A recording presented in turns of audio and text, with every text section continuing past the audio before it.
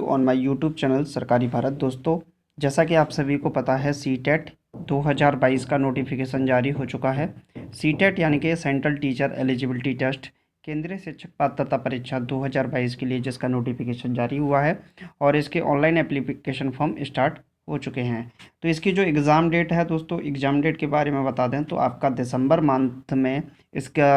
महीने में इसकी एग्ज़ाम प्रस्तावित है। तो दिसंबर महीने में इसके पेपर होंगे 2022 में। क्लियर, मल्टीपल शिफ्ट्स में होंगे। और अगर यहाँ पर बात करें, आज की इस वीडियो के अंदर हम बात करने वाले हैं सीटेट के मैथ के बारे में। मैथ के अंदर अगर हम दोस्तों बात करें तो सीटेट के अंदर कुल मिलाकर 30 प्रश्न पूछे जाते हैं। मैथ साइंस वाले जो कैंडिडेट होते हैं उनके लिए 30 नंबर का साइंस रहता है, 30 नंबर का मैथ रहता है। अब इस मैथ के अंदर 15 क्वेश्चन न्यूमेरिकल होते हैं और जो 15 क्वेश्चन होते हैं वो आपके क्या होते हैं, पेडागोगी से रिलेटेड होते हैं। तो अभी हम आपके लिए मैथ्स के न्यूमेरिकल की सीरीज चला रहे हैं, जिसमें लगभग मैंने 20 पेपर आपको कंप्लीट करा दिए, प्राइमरी और जूनियर के। और जो आपकी पेडागोगी है वो भी स्टार्ट कर दी गई है। तो पेडागोगी की क्लासेस भी आपको मिलेंगी चैनल पर प्लेलिस्ट बना दी गई है। अगर आप सीटेट की तैयारी कर रहे हैं और मैथ्स, तो यहाँ पर सब कुछ मिलेगा ही मिलेगा, बाकी अदर सब्जेक्ट भी आपको मिलेंगे। तो दोस्तों, आप सभी को बता दें, यहाँ पर सीटेट का जो फंडा है क्लियर है भाई, कि अगर आपको सीटेट 120 प्लस के स्कोर से क्वालिफाई करना है तो सीधी सीधी बात है, जो आपके पेपर मैं आपको करा रहा हूँ इन पेपर को कर लीजिएगा। 90% आपको क्वेश्चन पेपर यहीं से मिल जाएगा, क्योंकि क्वेश्चन 90% रिपीट होते हैं सीटेट के पेपर में। तो ये प्रीवियस ईयर क्वेश्चन पेपर हैं जिनको मैं आपको सॉल्व करा रहा हूँ। तो ये आपका रेस्पॉन्स की है, ये देखिए रेस्पॉन्स की का ही है पूरा पैटर्न। तो रेस्पॉन्स की होती है एक तरीके से आंसर की के जैसी होती है, यानी कि जो सीटेट का पेपर कैंडिडेट देते हैं उनकी ईमेल आईडी पर ये पेपर जारी कर दिए जाते हैं। वैसे रेस्पॉन्स की तो सबको मिलती है। क्लियर है फ्रेंड्स? तो चलिए आज की इस वीडियो को स्टार्ट करते हैं। आज के 15 क्वेश्चंस को देखते हैं जो मैथ्स के क्वेश्चंस आपके इस पेपर में पूछे गए थे। तो यहाँ देख सकते हैं आप, correct marks, wrong marks, question mandatory, no, yes, तो ये सब कुछ लिखा है, यानी कि आपका रियल पेपर ही है। ठीक है, तो चलिए स्टार्ट करते हैं। पहला प्रश्न है -25 मल्टीप्लाई 7+3। तो -27 मल्टीप्लाई 7+3 होगा। -27 मल्टीप्लाई, ये कितना हो जाएगा, 10। तो -270 हो जाएगा। तो -270 किस में आ रहा है ये आपको चेक करना होगा। देखिए, -25 का +10 से गुणा करेंगे तो ये आएगा -250। तो ये तो 270 बन नहीं रहा है। का मान वही नहीं है जो, ये पूछा है आपका, -25 मल्टीपल 7+3 का मान वही नहीं है जो, तो ये तो है नहीं। ये वाला -250 का है नहीं। यहाँ पर गुणा करते हैं, -25 का करेंगे तो 75, माइनस का 5 का 3 से करेंगे तो 75, और 7 का कर देंगे तो 7 पंजे 35, और 7 7 49, 49 और 3 52। तो माइनस का 525 आपका, ये भी गलत हो जाएगा। ठीक है, ये भी आपका गलत है। फर्स्ट ऑप्शन पे आते हैं। तो फर्स्ट ऑप्शन है आपका -25 का 7 से, -25 3 से। तो ऐसे किया है इसको, -25 मल्टीप्लाई 7+3। ठीक, तो इसको मल्टीप्लाई किया, -25 मल्टीप्लाई 7 प्लस -25 मल्टीप्लाई बाई 3। आप सभी को बता दें, ये जो आंसर है बिल्कुल सही होगा। का मान वही नहीं है जो, तो ये गलत है। यहाँ पर वही है जो इसका मान है, ये नॉट नहीं आएगा यहाँ पर। क्लियर है? तो ये आपसे पूछा गया था, बाकी किसी में ये मैच भी नहीं कर रहा है। ये जो होती है A×B+C की प्रॉपर्टी जो होती है, इसे बोलते हैं A×B+A×C। ये जो प्रॉपर्टी है इसे बोलते हैं डिस्ट्रीब्यूटिव प्रॉपर्टी। क्या बोलते हैं? डिस्ट्रीब्यूटिव प्रॉपर्टी इसको कहा जाता है। Clear friends? तो ऑप्शन नंबर फर्स्ट आपका राइट आंसर हो जाएगा। चलिए फ्रेंड्स, नेक्स्ट क्वेश्चन देख लेते हैं। नेक्स्ट क्वेश्चन काफ़ी अच्छा है, और क्वेश्चन है कि कौन सा कथन सत्य नहीं है। दो संख्याओं x और y का HCF LCM क्रमशः 15 और 120 है।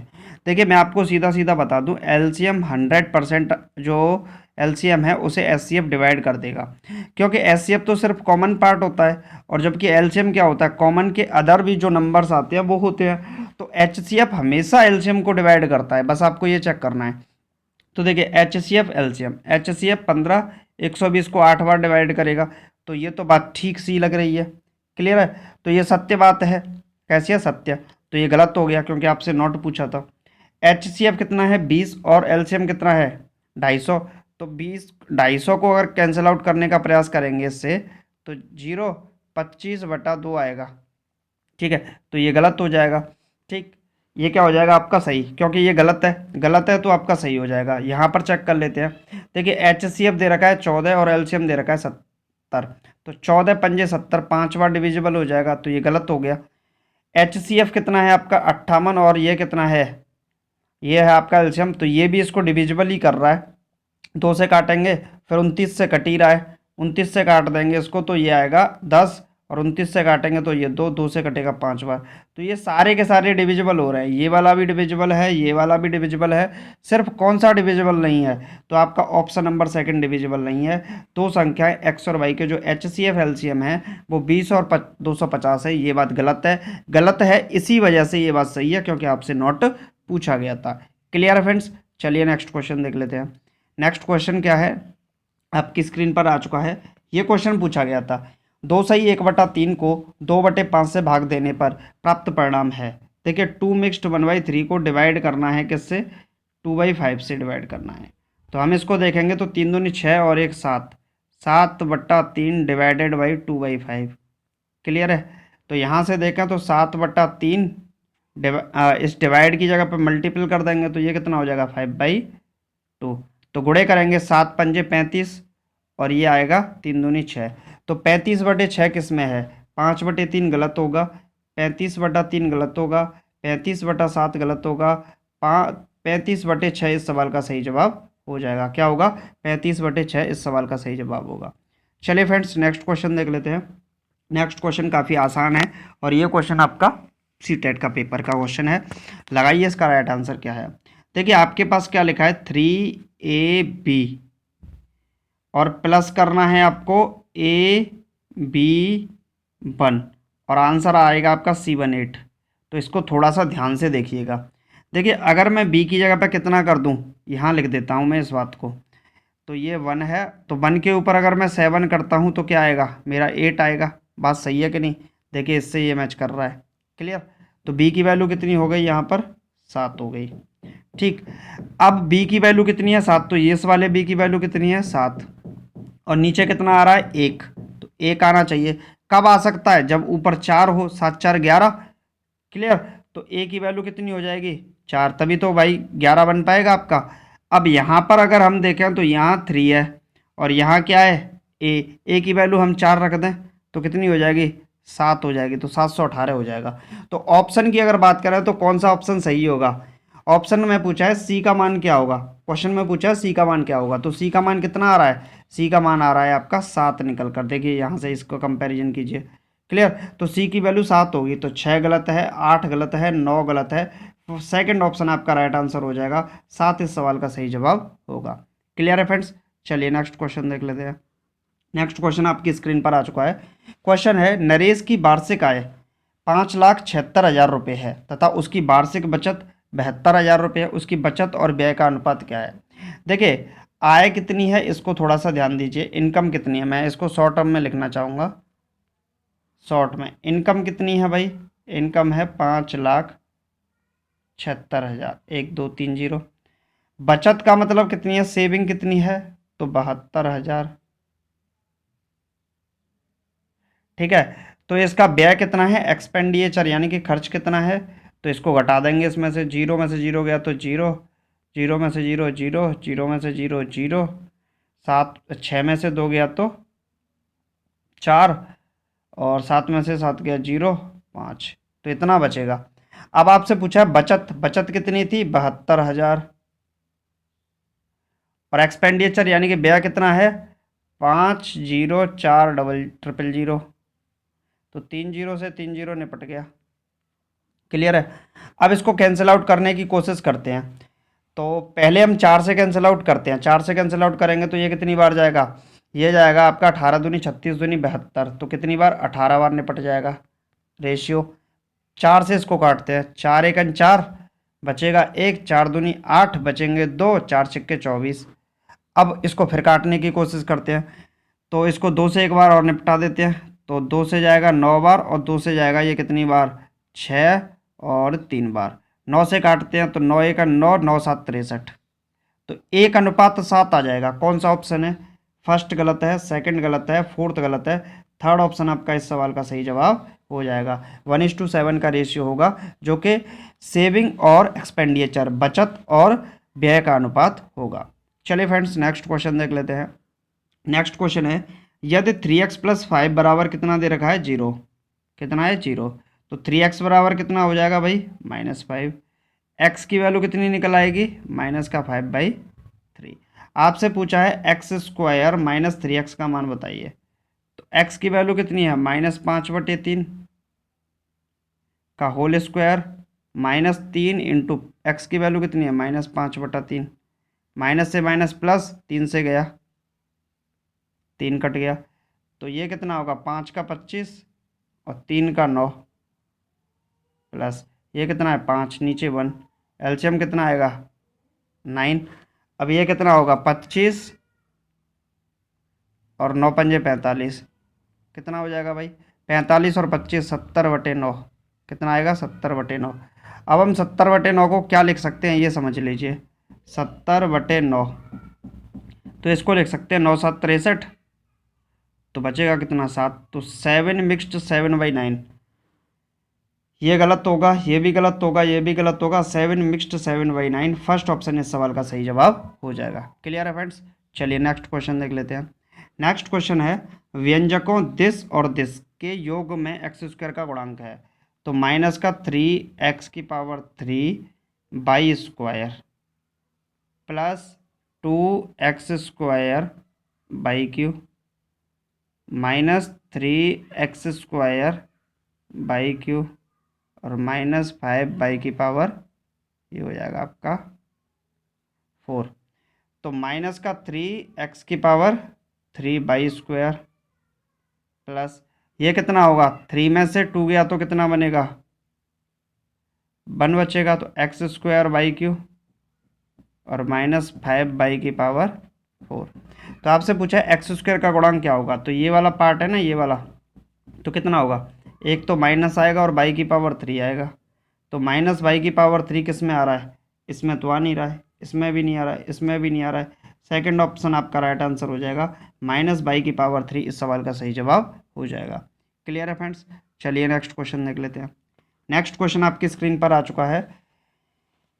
इतने और इतने को इतने से भाग देने पर परिणाम प्राप्त होगा। तो चलिए लिखते हैं इस बात को पहले। बताइए भाई, बहुत अच्छा सवाल है। देखिए, इस वाले में से x कॉमन ले लेता हूँ मैं सीधा, तो क्या बचेगा? x⁴ माइनस का 5x और माइनस का 24। और इन दोनों को देखें तो a² - b² का फॉर्मूला बनेगा, यानी a + b a - b। तो एक बनेगा 2x + 3y का, और एक बनेगा 2x - 3y। ठीक है सरकार, अपॉन डिवाइड लगा दीजिए, x 8 और 2x - 3y। क्लियर? तो ये वाला पार्ट इस वाले पार्ट को काट देगा, x से x कट गया। अब यहाँ देखें तो ये वाला पार्ट जो है, इसमें x - 8 जरूर आ रहा होगा। ठीक, हो सकता है आ रहा होगा। तो 8 × 24, 24 कैसे गुणनखंड घटा के कितने आ जाए? 5। तो 8 × 24, तो ये क्या बन जाएगा? x² माइनस का 8x प्लस का 3x और ये कितना बनेगा? माइनस का 24। ठीक, और ये बनेगा 2x + 3y। तो 2x - 3y तो आएगा नहीं, तो ये गलत हो गया, ये गलत हो गया। ऑप्शन ये सही होगा या ये सही होगा? अपॉन में कितना है? x - 8 बचा है बस। तो यहाँ से देखिए, इस वाले को हटा देता हूँ मैं अभी के लिए, क्योंकि ये तो हमें पता चल गया कौन सा होगा। ये तो आना ही आना है दोनों में। ठीक, तो यहाँ से कॉमन लेंगे तो एक x - 8 आएगा कॉमन में, और एक x + 3 आएगा। तो x + 3 निपट जाएगा, तो x + 3 बचे, x - 8 निपट जाएगा, x + 3 बचेगा। तो x + 3 बचेगा, तो x - 8 तो गलत हो गया, x + 3 बचेगा। तो ऑप्शन नंबर फर्स्ट आपका राइट आंसर हो जाएगा, x + 3 2x + 3y इस सवाल का सही जवाब हो जाएगा। क्लियर है फ्रेंड्स? चलिए नेक्स्ट क्वेश्चन देख लेते हैं। नेक्स्ट क्वेश्चन आपकी स्क्रीन पर आ चुका है। क्वेश्चन है, p बराबर ये, q बराबर ये, r बराबर दिस। तो p × q - r बराबर होगा। तो p की वैल्यू कितनी है? 3x² प्लस वाई स्क्वायर, और क्यू की वैल्यू कितनी है भाई? तो क्यू की वैल्यू आपकी दे रखी है 2x² plus 3y² minus R की वैल्यू क्या है? 4x⁴, और माइनस करेंगे तो ये भी माइनस का ही हो जाएगा, -5y⁴। क्लियर। अब इसको सॉल्व कर लेते हैं, कौन सा ऑप्शन आता है देखते हैं। वैसे यहाँ पर कुछ नहीं बनेगा, मल्टीप्ली करना पड़ेगा आपको। तो 3 × 2 = 6 x⁴ तो ये बन गया, और 3 × 3 = 9 x² y² ये बनेगा। y² का मल्टीप्लाई करेंगे तो प्लस का 2x² y² बनेगा, ठीक है। और y² का इससे करेंगे तो 3y⁴ बनेगा। ये कितना होगा भाई? तो ये आपका बनेगा माइनस का 4x⁴, ये वाला पार्ट ही मान लीजिए, इसको ऐसे मान लीजिए इसमें अभी, ठीक है। तो 6x⁴ ये है, और 4x⁴ ये है कि नहीं? और ये किसका है? 4x⁴, तो ये है माइनस का, किसका है? माइनस का, तो ये बचेगा 2x⁴। क्लियर। दूसरा है x² में चेक करते हैं, तो 9x² और 2x² तो ये बनेगा 11x²। वैसे आंसर यहीं से निकल जाएगा, यहाँ 10x², यहाँ 13x², यहाँ 9 है, यहाँ 11 है। तो फर्स्ट ऑप्शन आपका सही जवाब हो जाएगा, क्योंकि यहीं से आपका आंसर हो जाएगा 11x², ये आपका सही जवाब हो जाएगा। चलिए फ्रेंड्स, नेक्स्ट क्वेश्चन देख लेते हैं। नेक्स्ट क्वेश्चन किसी आपकी स्क्रीन पर आ चुका है, लगाइए इसका राइट आंसर। सीटेट कितने अच्छे सवाल पूछ लेता है, देख लीजिए आप लोग। किसी त्रिभुज के तीनों कोणों का अनुपात 3:5:4 है। ये कोई त्रिभुज है, त्रिभुज के तीनों कोण हैं, तीनों कोणों का जो अनुपात दे रखा है वो कितना है? 3, 5 और 4। सबसे बड़ा कोण x है, तो सबसे बड़ा कोण इसमें कितना है? 5 है, ठीक है। सबसे बड़ा कोण x है, तो 4x + 9। तो देखिए 3 + 5 + 4, यूनिट की वैल्यू कितनी होगी? 180 डिग्री होगी। त्रिभुज के तीनों कोणों का सम कितना होता है भाई? 180 डिग्री। तो 5, 4, 9, 12 यूनिट, 12 यूनिट की वैल्यू कितनी हो जाएगी? 180, ठीक है। तो 1 यूनिट की वैल्यू कितनी होगी? 12 का भाग लगा दो, और 5 यूनिट की वैल्यू 5 का गुणा कर दो, ठीक है। सबसे बड़ा कोण ही तो निकालना है x, और 5 यूनिट ही आपका क्या है? सबसे बड़ा कोण, जो कि x है। कैंसिल आउट करते हैं 6 से, 6 दूनी 12, 6 3 18, 2 से जाएगा 15 बार। तो 5 यूनिट की वैल्यू कितनी आ जाएगी? 5 यूनिट की वैल्यू आ जाएगी 15 पंजे 75, ठीक है। तो x की वैल्यू 75 आ गई भाई, x की वैल्यू निकल आई 75। पुट कर दीजिए, 4x की वैल्यू 75 + 9, तो 75 दूनी 150, और ये हो जाएगा 300 + 9, कितना बन जाएगा? 309 डिग्री बन जाएगा, जो कि इस सवाल का सही जवाब हो जाएगा। अब देखिए ये गलत है, ये गलत है, ये गलत है, सेकंड ऑप्शन आपका सही हो जाएगा, 309 डिग्री सवाल का सही जवाब होगा। चलिए फ्रेंड्स, नेक्स्ट क्वेश्चन देख लेते हैं। नेक्स्ट क्वेश्चन आपकी स्क्रीन पर आ गया है, आप लोग भी क्वेश्चन का आंसर लगाइएगा, कमेंट बॉक्स में जरूर लिखिएगा। यदि किसी कोण x के संपूरक और पूरक कोणों का योग 240 है। देखिए संपूरक x का क्या होगा? 180 - x, और x का पूरक क्या होगा? 90 - x। इनका योग कितना दे रखा है? 240। तो -x -x माइनस का 2x, ये हो जाएगा 270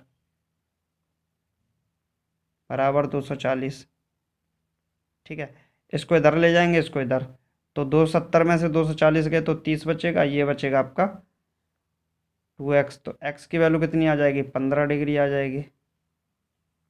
क्लियर। तो x की वैल्यू यहाँ पुट कर देंगे, 3x - 2 में 20 में, 3x की वैल्यू 15 डिग्री -20, 15 तिया 45 -20, कितना हो जाएगा? 25 डिग्री आपका सही जवाब हो जाएगा इस सवाल का। तो कौन सा सही होगा? ये गलत, ये गलत, ये गलत, थर्ड ऑप्शन आपका राइट आंसर हो जाएगा, 25 डिग्री इस सवाल का सही जवाब हो जाएगा। क्लियर है फ्रेंड्स। चलिए नेक्स्ट क्वेश्चन देख लेते हैं।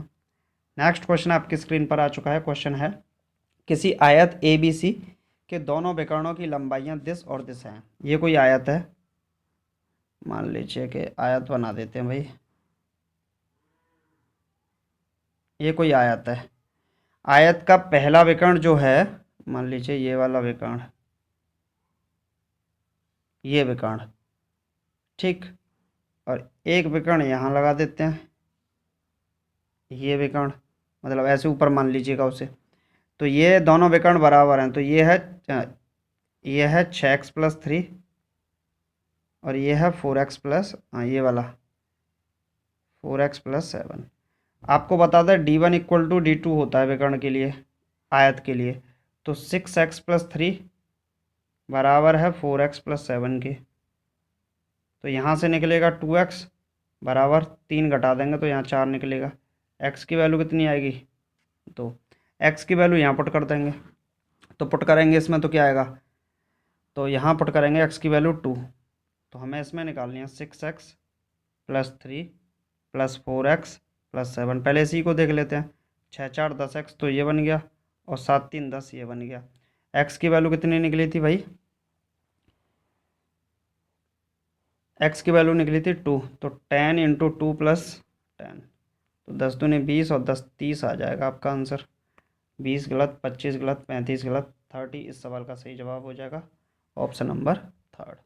चलिए फ्रेंड्स, नेक्स्ट क्वेश्चन देख लेते हैं। नेक्स्ट क्वेश्चन है, किसी लंबवृत्तीय बेलन का वक्रपृष्ठीय क्षेत्रफल, बेलन बना देते हैं आपके लिए एक अच्छा सा, ठीक है सर, ये बन गया आपका बेलन, मान लीजिए भाई बेलन ही है, ठीक है, ये कोई बेलन है। किसी लंबवृत्तीय बेलन का वक्रपृष्ठीय क्षेत्रफल, वक्रपृष्ठीय क्षेत्रफल क्या होता है? 2πRh होता है, 2πRh। उसके कुल पृष्ठीय क्षेत्रफल, कुल पृष्ठीय क्षेत्रफल क्या होता है? 2πR, R+H के बराबर होता है। वक्रपृष्ठीय क्षेत्रफल कुल पृष्ठीय क्षेत्रफल का 1/3 है। कौन 1/3 है? ये वाला वक्रपृष्ठीय। तो अगर इसको 3 गुना कर दें तो क्या हो जाए, दोनों बराबर हो जाए, तो 2πR, इसको निपटाओ पहले, 2πR, तो यहाँ बचेगा 3h और यहाँ बचेगा R+H। तो यहाँ से अगर हमें निकालना है h की वैल्यू, बेलन की त्रिज्या 8 सेंटीमीटर है, इसको इधर ले आएंगे तो 2h बचेगा, ये 8 हो गया, तो h बराबर कितना आ जाएगा? 4 आएगा। कितना आएगा? 4 सेंटीमीटर। क्लियर है? अब त्रिज्या हो गई 8 और बेलन की ऊंचाई हो गई 4 सेंटीमीटर, तो हो गया काम। आपको वॉल्यूम पूछा है, वॉल्यूम क्या होता है? πr² h। अच्छा, अब ऑप्शन पाई में दे रखे हैं तो पाई की वैल्यू पुट नहीं करनी, पाई को ऐसे ही रहने दो। आर की वैल्यू 8 × 8 क्योंकि r² है, और h की वैल्यू 4 निकली है, तो 8 × 8 = 64 × 4 पाई। तो इसको यहाँ से देखते हैं तो 4 का गुणा करेंगे, 4 × 4 = 16, तो इस ऑप्शन में भी नहीं है 6, इसमें भी नहीं 6, इसमें भी नहीं 6, ऑप्शन नंबर फर्स्ट आंसर हो जाएगा, तो 256 ही बन जाएगा, 256 पाई। इस सवाल का सही जवाब होगा सेंटीमीटर क्यूब में। क्लियर है फ्रेंड्स? तो उम्मीद है आपको ये वाला क्वेश्चन अच्छा लगा होगा, लगे या ना लगे, सीटेट ने पूछा है, लगना ही पड़ेगा। नेक्स्ट क्वेश्चन आपके सामने है, क्वेश्चन है 25, 29, 25, 32, 24 और x का माध्य दे रखा है इतना, तो माध्य कितना है? 27। माध्य बराबर क्या होता है? माध्य बराबर होता है सभी प्रेक्षणों की संख्या का योग बटे प्रेक्षणों की संख्या।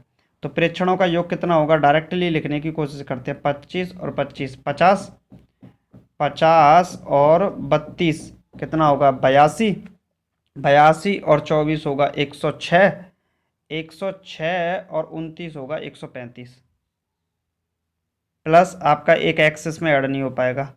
बाकी माध्य दे रखा है कितनी संख्याएं? 1 2 3 4 5 6 संख्याएं, तो 6 का यहाँ गुणा कर देते हैं ताकि बराबर हो जाए ये, तो ये आएगा 6 7 6 7 42, 7 6 42, 6 7 42 और 6 दूनी 12 और 4 16, माइनस का 135 कर देंगे इसे, बराबर में x, x बराबर कितना आएगा? 15 और 12 27 आ जाएगा। कितना आ जाएगा? 27। तो ये x की वैल्यू निकली है। अब आपसे पूछा इन प्रेक्षणों का माध्यक क्या होगा, माध्यक निकालते हैं सरकार।